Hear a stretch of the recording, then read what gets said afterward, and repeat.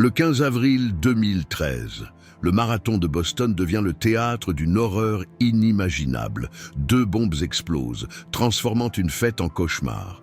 Les images de chaos vont faire le tour du monde, mais ce qui se cache derrière cette tragédie est encore plus poignant.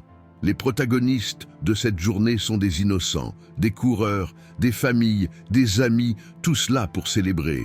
Ce que personne ne savait, c'est que ces bombes ont été placées par 2 frères, Tamerlan et Dzhokhar Tsarnaev, poussés par un idéalisme tordu. Les explosions font 3 morts et plus de 260 blessés. Mais attends, parce que voilà le plus fou. Les services de sécurité réagissent d'une façon totalement inédite, capturant les événements en temps réel grâce aux réseaux sociaux. Les internautes deviennent des détectives, partageant des vidéos et identifiant les suspects.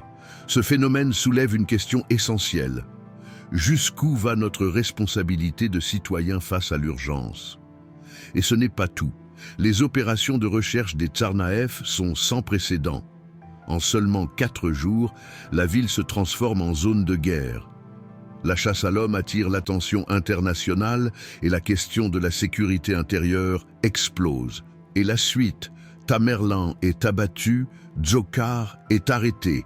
Son procès révèle les motivations complexes de cette attaque. Mais ce qui choque encore plus, c'est le soutien qu'il reçoit de certains, témoignant d'une fracture dans la société. La reconstruction de Boston après cet attentat est un symbole de résilience.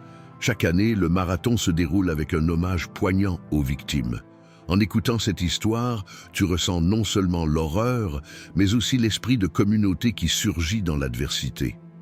Rappelle-toi, cette tragédie n'est pas qu'une histoire de peur, mais un appel à la solidarité.